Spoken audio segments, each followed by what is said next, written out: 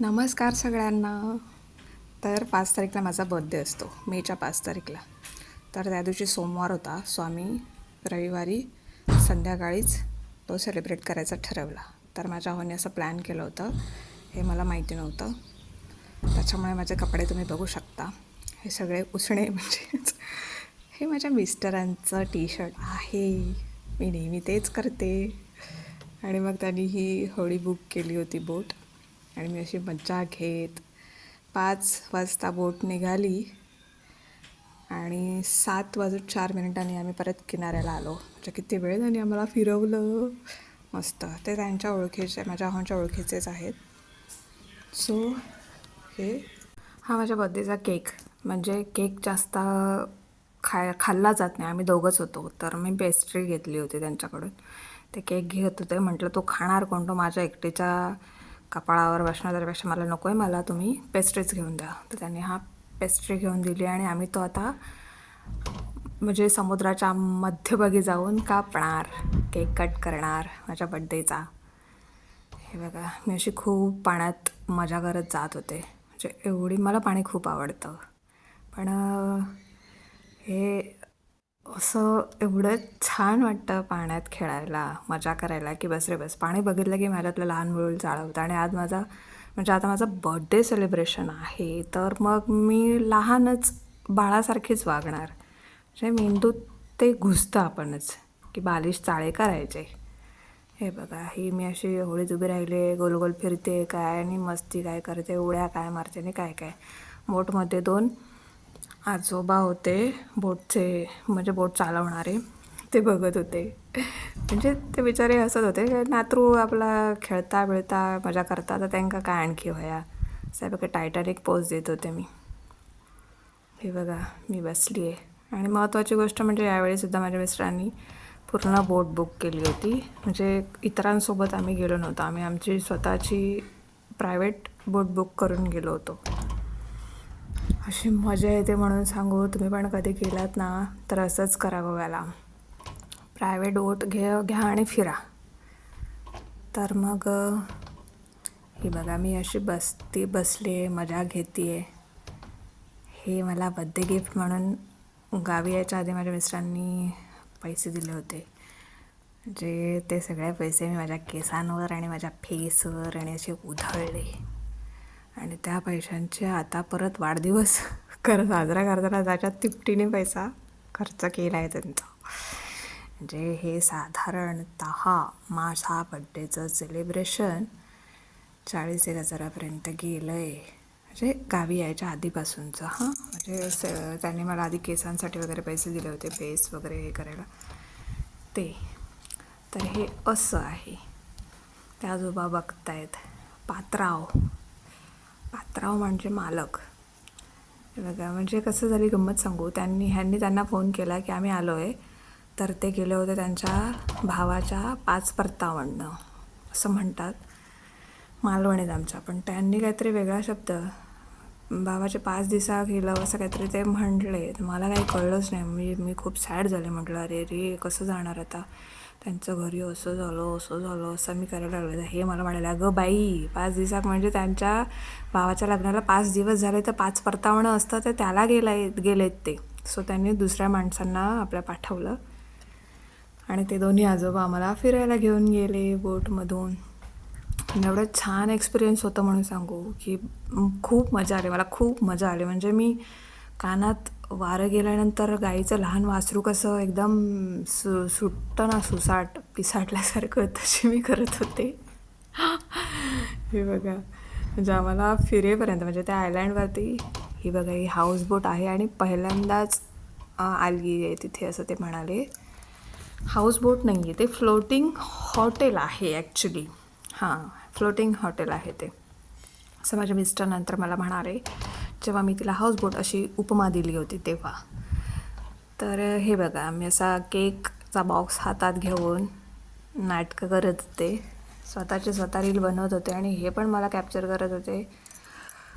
हे मला माहिती नाही. मी तिथे कॅमेरा ठेवून अगदी 1 साईड प्रोफाईलचा व्हिडिओ घेत होते. नंतर मग कळलं की हे व्हिडिओ घेत आहेत. मग मी जरा नाटक करायला सुरुवात केली, केक वगैरे दाखवायला.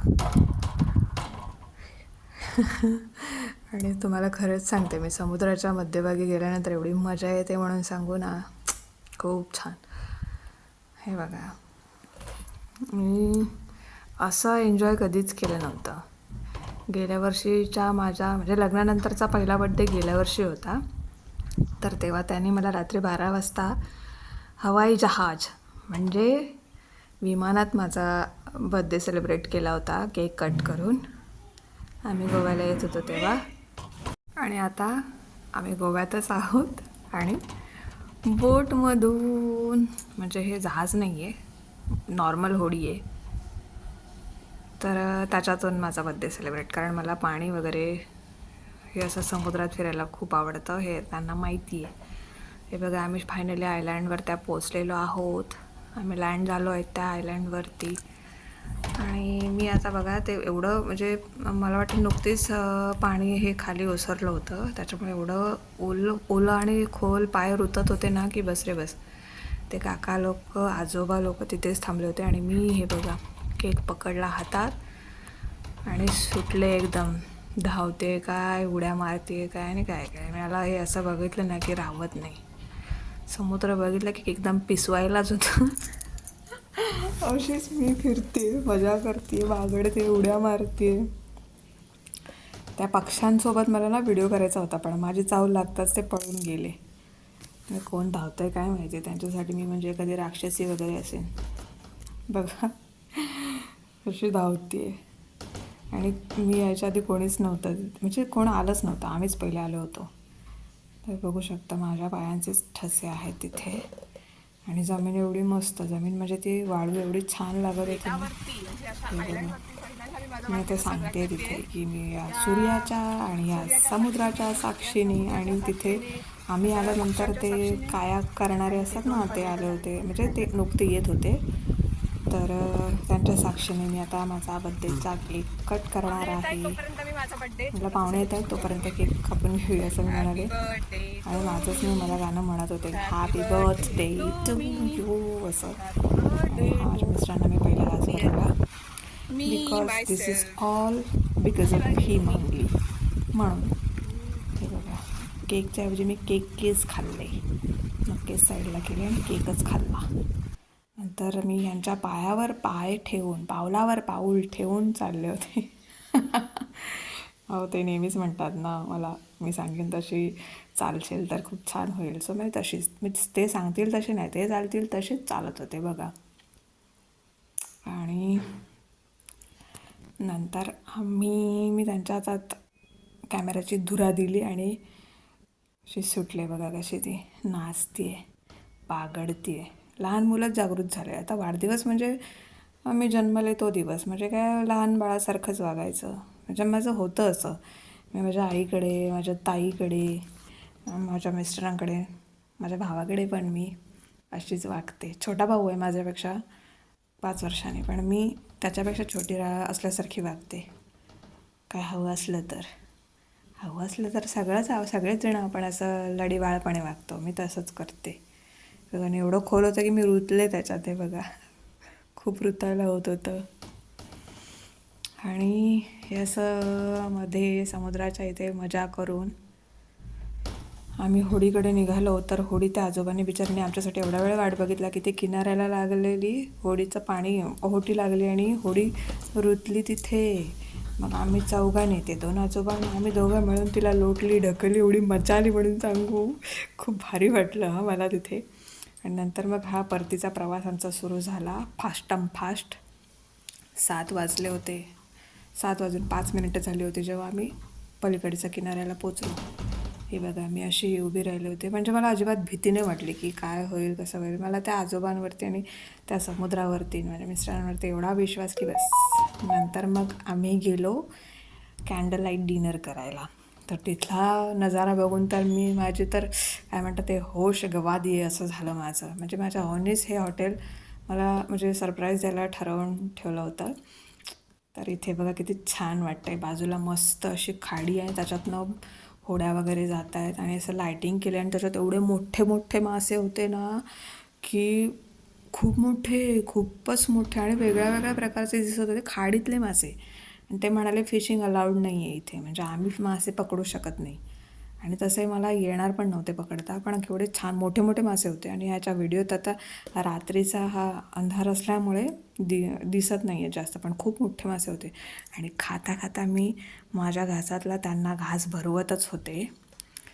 कारण कसं आहे, आपण पुण्याचं काम असतं, पण ते खाईच नात. म्हणे आम्ही नाही खाणार, हे काय आमच्याच वंशजांना तुम्ही बदडताय आणि आम्हालाच खायला घालताय. सो माझं ते पण चुकलंच म्हणा, असं मी करायला नको होतं. मग मी त्यांना भात दिला खायला. मग त्यांनी भात खाल्ला, त्यांना तो आवडला. माहिती आहे घे, हे असं खूप छान आहे बघा. ही बोट चालली आहे तिथून, किती मस्त वाटते ना. हे पाणी असं दिसतं आहे कारण त्यांनी ते लाईट्स सोडले आहेत तिथे.